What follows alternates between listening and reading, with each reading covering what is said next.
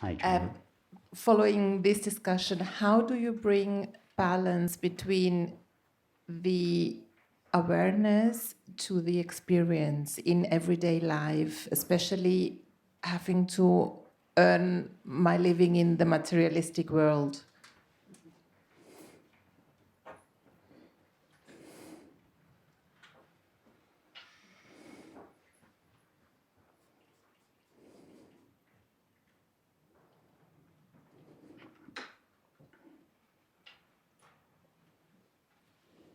Well, it's a bit like falling in love.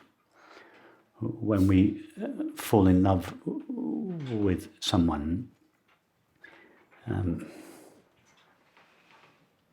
everyone and everything else seems to be a distraction from that person. And we rather resent any calls on our attention that takes us away from our new sweetheart. So there is a conflict between everything else and our new relationship. But in time, our relationship becomes naturalized.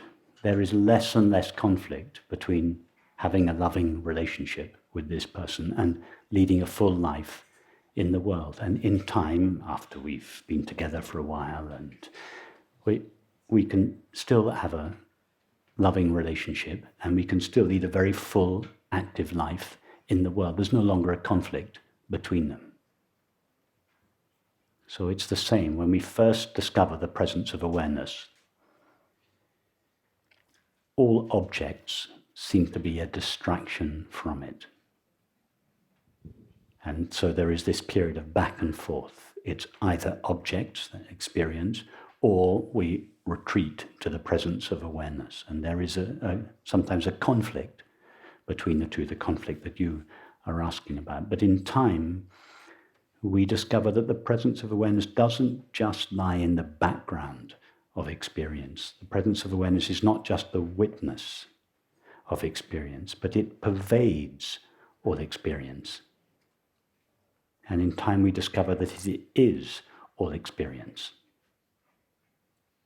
So in the second step, when we discover that it pervades all experience, then we no longer have to separate ourselves from our experience, because awareness is not just in its background, but it permeates the entirety of our experience.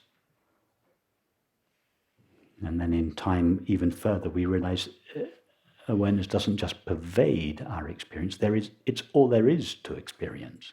Then there's no longer anything, it's no longer possible to be distracted from awareness, because there is nothing in experience other than awareness with which we could be distracted.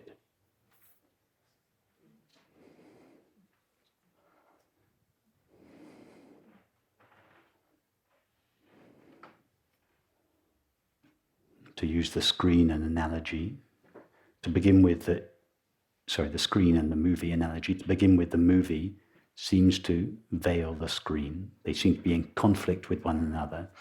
We have to turn the movie off in order to see the screen. This is a conventional screen. You're sitting on your sofa. To begin with, that's the first step. You have to turn the movie off in order to see the screen clearly. And then you turn the movie back on again. The movie seems to veil the screen. So you have to turn the movie off again to see the screen. Then you turn the movie on again, and the movie seems to veil the screen. You turn it off again, you see the screen. At this time, you turn the movie on again, and you think, hang on a minute. The movie doesn't veil the screen. The movie is pervaded by the screen. The landscape that I'm looking at doesn't really veil the screen. It is permeated by the screen. I can watch the landscape and still see the screen. And then so you carry on watching the movie, and then 10 minutes later you realize, no, the landscape is not permeated by the screen. There is no such thing there called a landscape. All that is there is the screen.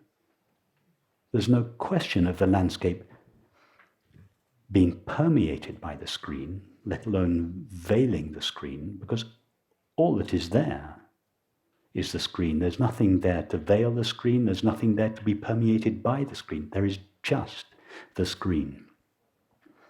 So first of all, there is experience and the knowing of it. Then there is experience pervaded by the knowing of it. And then there is just knowing. Knowing, knowing only, knowing. Appearing to itself as the multiplicity and diversity of experience, but never ceasing to be or know itself alone.